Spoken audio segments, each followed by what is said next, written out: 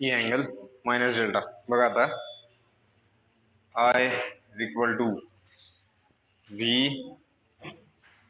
Angle 0 minus E angle minus delta divided by Z angle theta. ठीक आहे. आता मोटरच्या बाबतीत आपण काय म्हणतो, पी आउटपुट किंवा output power of motor. Okay. Mechanical power output असं पण म्हणतो याला आपण. ठीक आहे. P mech output, mechanical power output. Mechanical power आउटपुटचं काय, पी आउट किंवा याला आपण काय म्हणणार आहे, S output. S output, output power of motor. Output is equal to बघा आउटपुट आहे इथं E angle minus delta into I conjugate. Okay. मग is equal to A angle minus delta I conjugate घ्यायचा आहे आपल्याला. म्हणजे काय लिहिणार तुम्ही, V by Z, V by Z angle theta, V by Z angle theta minus E by Z angle theta plus delta plus theta. ठीक आहे. हा झाला आय कॉन्जुगेट. बरोबर आहे का, हा झाला आय कॉन्जुगेट. करेक्ट. आता मल्टिप्लाय करा आत एस आउटपुट म्हणजे E V by Z at an angle theta minus delta minus E square divided by Z at an angle theta. हे एक्सप्रेशन आलं आपलं complex output power of motor. Complex output power of motor. Complex output power of motor. मग P output, real power output, तीच काय असते, mechanical power output असते ती. ठीक आहे. रिअल पॉवर आउटपुट म्हणजे मेकॅनिकल पॉवर आउटपुट. मग बघा E V by Z cos of theta minus delta minus E square by Z cos of theta. हे आपल्याला मिळालं मेकॅनिकल पॉवर आउटपुटचं एक्सप्रेशन. तर त्यानंतर Q output, reactive power output काय मिळणार आहे बघा आपल्याला, E V by Z, E V by Z sign theta minus delta minus E by Z square sine theta. Reactive power output from motor. Okay. He condition मिळाली आपल्याला.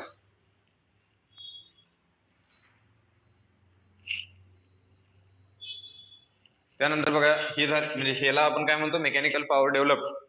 या एक्सप्रेशनला काय म्हणतो, मेकॅनिकल पॉवर डेव्हलप्ड. ठीक आहे. Mechanical power develop.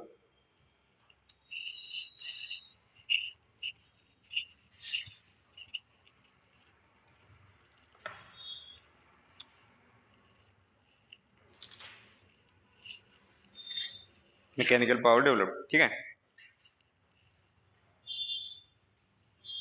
ओके. हे expression मिळालं आपल्याला mechanical power develop. E V by E V by Z S cos theta minus delta आणि minus E square by Z Z S cos theta. ठीक आहे. Mechanical power develop. आता मला सांगा हे एक्सप्रेशन आपल्याला लक्षात ठेवायची गरज आहे का? माझा हा क्वेश्चन आहे तुम्हाला. मोटर मधून तुम्ही रिएक्टिव्ह पॉवर आउटपुट काय घेणार आहे? मोटर मधून रिएक्टिव्ह पॉवर आउटपुट असतं का? मोटर मधनं फक्त ऍक्टिव्ह पॉवर घेणार आहे तुम्ही, म्हणजे एक जो लोड आहे तो लोडच आपल्याला चेक करायचा आहे, त्याच्यात काय व्हेरिएशन होतं ते.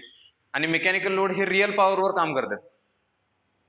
मेकॅनिकल पॉवरच्या बाबतीत तुम्ही असं डिफरन्शिएट करू शकत नाही की ऍक्टिव्ह पॉवर आणि रिएक्टिव्ह पॉवर. ठीक आहे, त्यामुळं हे एक्सप्रेशन काय आहे? इनव्हॅलिड एक्सप्रेशन आहे. काय मिनिंगलेस आहे त्याला. हा, जर लावायचंच म्हणलं, त्याचा जर विचार करायचाच म्हणला ना, तर करता येतो, पण नको. म्हणजे त्यात तुम्हाला लक्षात येईल मग फ्लायव्हील वगैरे लावलं तर काय होतंय, कसं नेचर होतंय, मग त्याचं एक्सप्रेशन का ते येतंय का तसं, अशा बऱ्याच गोष्टी आहेत. ओके, हे मग बघा मेकॅनिकल पॉवर डेव्हलपचं एक्सप्रेशन मिळालं आपल्याला. मग पुढे काय करूया आपण? Maximum mechanical power develop.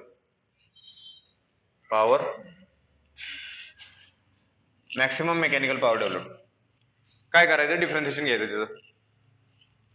D P mech by D delta is equal to 0 is equal to E V by Z S sine theta minus delta, म्हणजे मायनस येणार इथं. ठीक आहे, पहिला कारण derivative of cos minus sine, आणि इथे येणार -1 कारण इथं मायनस डेल्टा आहे. ठीक आहे, derivative of minus delta -1 with respect to delta, आणि पुढच्याचं येणार आहे 0 -0 कारण कॉन्स्टंट जायचं. मग काय येणार बघा? एक्सप्रेशन काय येणार? Theta minus delta is equal to 0. Theta minus delta is equal to 0. Okay, तर theta is equal to delta हे एक्सप्रेशन आलं आपल्याला. म्हणजे ज्यावेळी थिटा आणि डेल्टा सेम होतील त्यावेळी आपल्याला मॅक्सिमम आउटपुट पॉवर मिळणार आहे. मग एक्सप्रेशन मध्ये टाकून बघा, या एक्सप्रेशन मध्ये टाकून बघा. P mech max that is equal to P mech max काय असणार आहे? E V by Z, theta आणि डेल्टा सेम असतील तर कॉस 0 म्हणजे 1 minus E square by Z cos theta. तर हे एक्सप्रेशन आपल्याला मिळाले मॅक्सिमम मेकॅनिकल पॉवर डेव्हलप.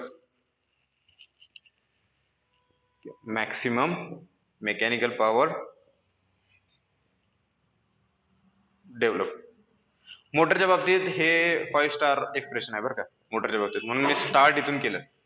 मोटरच्या बाबतीत कायम बघा, आपण सुद्धा ज्यावेळी मोटरचे कॅरेक्टरिस्टिक शिकतो किंवा मोटरच्या बाबतीत स्टडी करायचा ना, आपल्याला त्याच्या आउटपुटशी म्हणजे देणं घेणं असतं तिथं. ठीक आहे, त्याच्या आउटपुट, मोटरचा आउटपुट आपल्याला काय देणार आहे, त्यामुळे ते त्या दृष्टीने एक्सप्रेशन महत्वाचं आहे. ओके, कॉस थिटा काही घ्या, डेल्टा घ्या, थिटा घ्या तुम्ही, कारण दोघं सेमच आहेत आता तिथं. पण कॉस थिटा घेतलेलं कधी पण चांगलं, कारण ओरिजिनल इक्वेशन मध्ये कॉस थिटा आहे. ठीक आहे, व्हेरी होणार आहे डेल्टा, स्टेबल आहे थिटा, डेल्टा व्हेरी होत होत होत थिटाच्या जवळ येणार आहे. ठीक आहे, त्यामुळे तिथं ओरिजिनॅलिटीला किंमत देतो आपण, डुप्लिकेटला किंमत देत नाही. ठीक आहे, लक्षात आलं? हा, मग हे आपण काय लिहिलं बघा, ह्या एक्सप्रेशन पासून स्टार्ट केलं, कारण हे एक्सप्रेशन आपल्याला मोटरच्या बाबतीत सगळ्यात महत्वाचं आहे, मेकॅनिकल पॉवर डेव्हलप. ह्याच्या बाबतीत म्हणजे ठीक आहे, म्हणजे तुम्ही स्टार करायचं नाही, याला कॅन्सल करायचंय, त्याचा जास्त इम्पॉर्टन्स नाही आहे, ते मिनिंगलेस आहे थोडं. मग आता बघा, आउटपुट पॉवर आपण काय केलं? E angle minus delta I conjugate, म्हणजे E I conjugate, output voltage, output developed voltage आणि करंटचा कॉन्जुगेट. ठीक आहे, आउटपुट पॉवर मोटरच्या बाबतीत. आता मोटरच्या बाबतीत आपल्याला इनपुट पॉवरचं पण एक्सप्रेशन चेक करायला लागते. का चेक करायला लागते? तिथं आता या एक्सप्रेशनचा रोल येतो.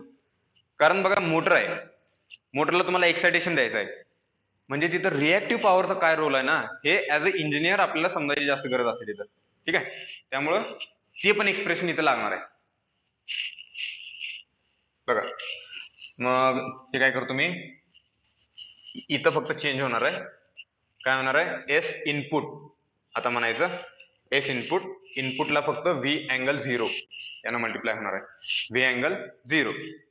मग काय येणार इथं, हे जाणार आहे इथलं, मग इथे येणार आहे V square divided by Z, आणि इथे येणार आहे फक्त थिटा, फक्त थिटा. आणि इथं काय येणार आहे बघा, minus E V by Z, E V by Z angle delta plus theta, angle delta plus theta. बरोबर, ओके. असं एक्सप्रेशन येणार आहे. आउटपुट, सॉरी इनपुट, इनपुट म्हणायचं आहे, इनपुट.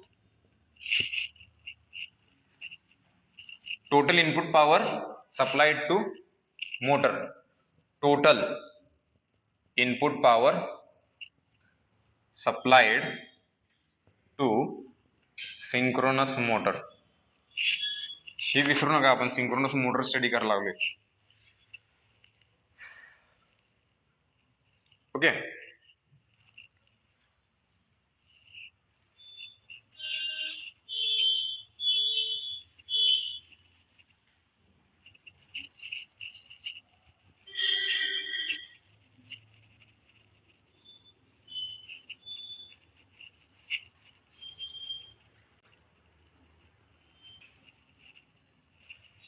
हा. मग काय येणार, P input, real power input, real power इनपुटचं एक्सप्रेशन काय येणार, V square by Z cos theta minus E V by Z cos delta plus theta. आणि क्यू इनपुट काय येणार, तर हे एक्सप्रेशन, हे एक्सप्रेशन.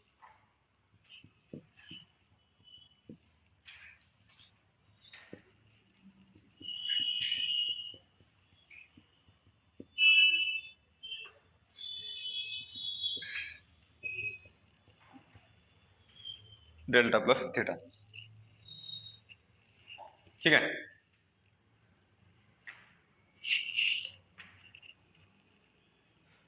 मग इथं पण तेच करायचं आहे आपल्याला.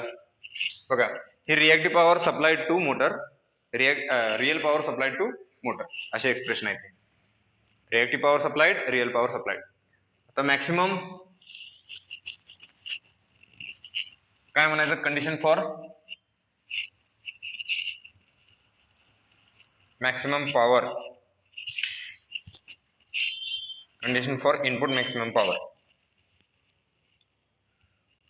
Condition for input maximum power, dp by d delta is equal to 0, is equal to 0, that is equal to, हा झाला 0, इथं काय येणार,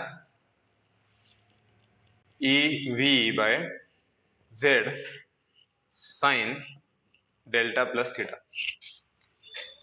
डेल्टा प्लस थिटा. मग काय येणार बघा, हे कधी 0 होणार आहे, delta plus theta is equal to, आता इथे 0 घ्यायचं नाही कारण शक्य नाही असं, डेल्टा आणि थिटा दोन्ही पॉझिटिव्ह अँगल असतात. पॉझिटिव्ह अँगल असताना त्याचं 0 कसं येणार नाही, म्हणजे 180 घ्यायचे. म्हणजे थिटा इज इक्वल टू, किंवा तुम्ही असं म्हणू शकता delta is equal to 180 minus theta, 180 minus theta. Condition for maximum power, input maximum power. मग ही जर कंडिशन ठेवली तुम्ही तिथं,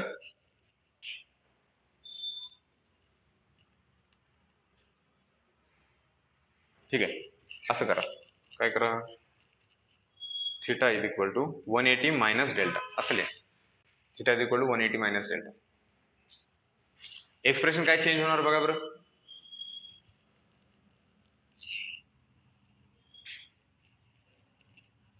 पी इनपुट मॅक्स काय ना, आता ही कंडिशन ठेवायची तिथं, theta is equal to 180 minus delta.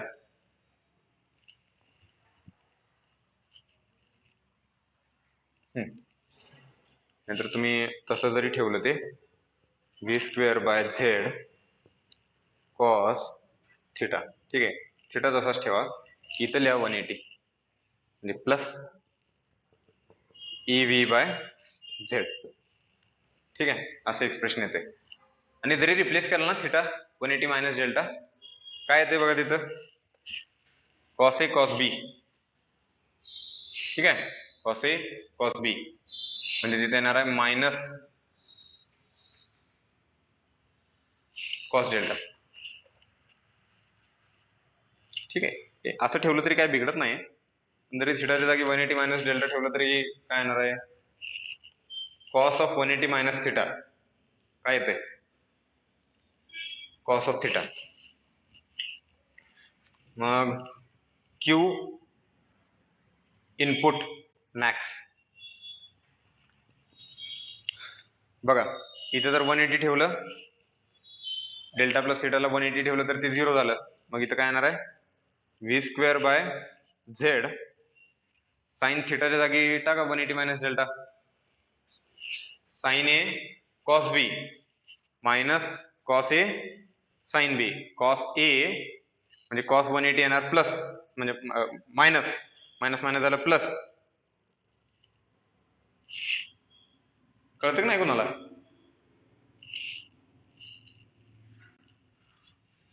V square by Z कुठं तुम्ही, हा थिटाच्या जागी 180 minus delta, sine A cos बी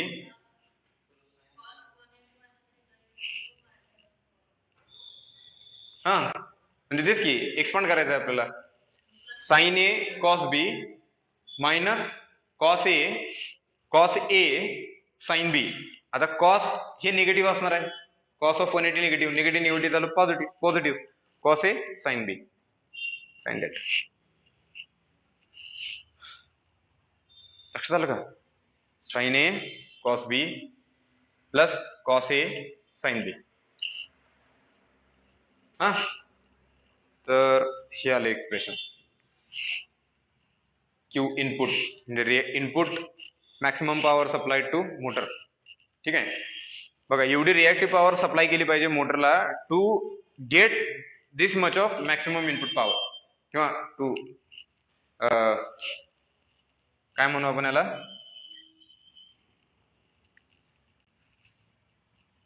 म्हणजे इंटरडिपेंडंट आहेत ना. एवढी तुम्हाला मॅक्सिमम पॉवर पाहिजे असेल मोटरला, एवढी द्यायची असेल इनपुट मोटरला, तर एवढी तुम्हाला रिएक्टिव्ह पॉवर द्यायला लागणार आहे, ठीक आहे.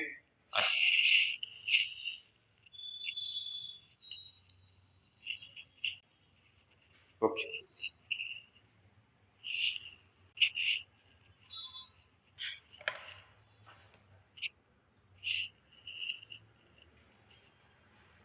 त्यांनी तसंच ठेवलं ना तिथं, थिटा प्लस डेल्टा तसंच ठेवलंय त्यांनी. जी कंडिशन आल्या बघा पाठीमाग, पीची दिल्या नाही, त्यांनी काढलंच नाही वाटतं, काढलंय कंडिशन काढून ग बसले फक्त. पी मॅक्स फक्त काढलाय, प्लस फक्त पी मॅक्स काढलाय, क्यू नाही काढला, ठीक आहे.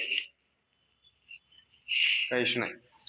त्याचं ऍक्च्युअली सिग्निफिकन्स पण सांगतो तुम्हाला. कसं असतं माहितीये का, आता इथं जे ही रिक्वायरमेंट आहे रिएक्टिव्ह पॉवरची, जर समजा कसं असतं माहिती का, जर समजा तुम्हाला मॅक्सिमम एवढी मॅक्सिमम इनपुट पॉवर मोटरला द्यायची आहे, तर त्याच्याबरोबर एवढी मॅक्सिमम रिएक्टिव्ह पॉवर सुद्धा द्यायला लागते. अशा कंडिशन्स असतात त्या, ठीक आहे. तरच ती मोटर म्हणजे स्टेबली ऑपरेशन होते, त्याचं स्टेबल ऑपरेशन होते. नाहीतर मग ते सिंक्रोनिझम लॉस झालं, काहीतरी झालं, ते हँडल होऊ शकत नाही. त्याची गरज त्यासाठीच असते बरं का. म्हणजे बघा कधी कधी काय होते, आपला जर वरवरचा अभ्यास झाला ना, म्हणजे तुम्हाला प्रॅक्टिकल थोडे धडे देतो बघा. समजा तुम्ही सिंक्रोनस मशीनचं रिअल पॉवरचं एक्सप्रेशन हे सांगितलंय, E V bye x sine delta, हे एक्सप्रेशन तयार केलं तुम्ही. सगळ्यांना माहित असते हे, इंजिनियरना सगळ्यांना बेसिक इक्वेशन माहित असते हे. आता बघा तुम्हाला काय करायचंय,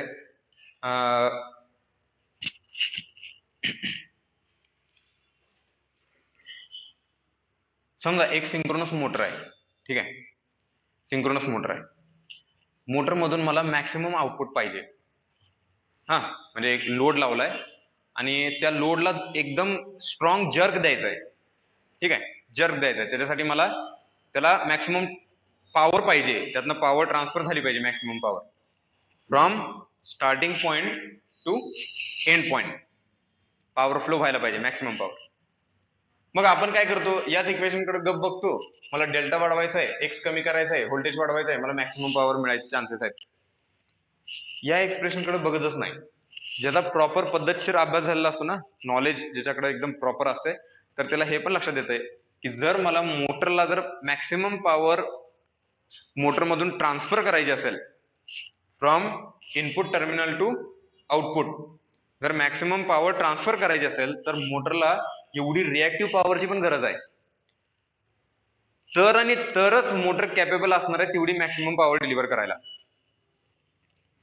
समजते का?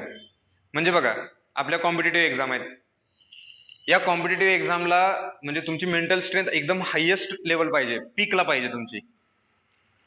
आता ही जर मेंटल स्ट्रेंथ किंवा तुमची मेंटल ॲबिलिटी एवढी स्ट्रॉंग पाहिजे असेल तर त्याच्यासाठी रिएक्टिव्ह पॉवरची पण गरज असणार आहे. म्हणजे काय, तुमचं फिटनेस. हा, तुम्ही काय खाता, काय पिता, कारण ते जर व्यवस्थित असेल तरच तुमच्या बॉडीतनं मॅक्सिमम पॉवर फ्लो होणार आहे. म्हणजे तुम्ही तेवढा म्हणजे strenuous activity on daily basis करू शकणार आहे तुम्ही. असं असते. स्टडीच राहू दे, व्यायामाचं घ्या.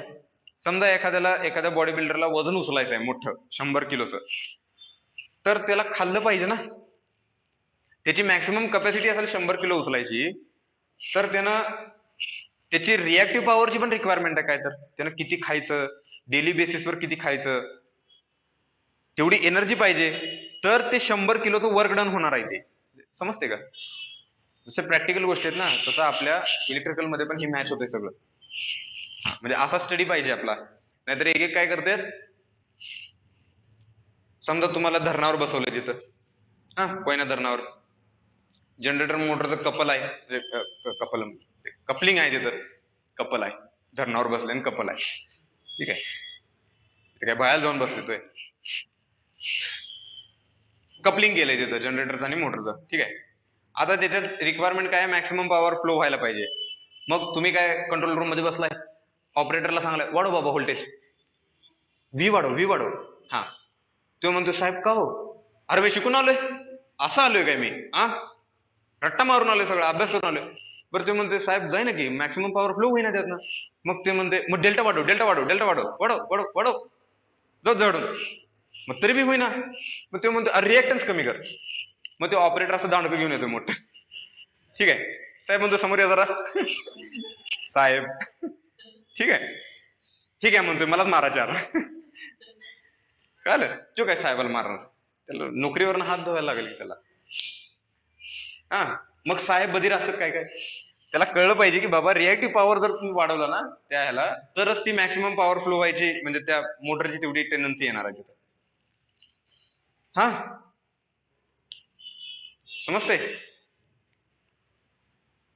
म्हणून सगळीकडं थिअरॉटिकल नॉलेज पण गरजेचं असतं. आमच्यासारख्यांची पण गरज आहे, ते का गरजेचं आहे ते समजून सांगायला. नाहीतर परत बोबाड मारत फिरतात, पुस्तक वाचून काय होत नाही, कुणाच काय कधी भले झालंय, काय होत नाही. प्रॅक्टिकल नॉलेज पाहिजे. कुठनं येणार आहे ते? लोणचं चाटा सकाळ सकाळ प्रॅक्टिकल नॉलेज येते उठल्या असे असते ते. मग लय राग येतो बरं त्या गोष्टीचा. एक जण येऊन प्रवचन सांगतात ना, तुझ्याकडे बाबा टेक्निकल थेरॉटिकल नॉलेज आहे, आमच्याकडे बघ प्रॅक्टिकल नॉलेज आहे. त्याला 2 क्वेश्चन विचारलं ना ते त्याच्या लायकीवर येते परत. म्हणजे इंजिनियरकडं टोमणे मारतात ना पोरं, इंजिनियरकडं नुसतं थेरॉटिकल नॉलेज असते, प्रॅक्टिकल नॉलेज काय नसते.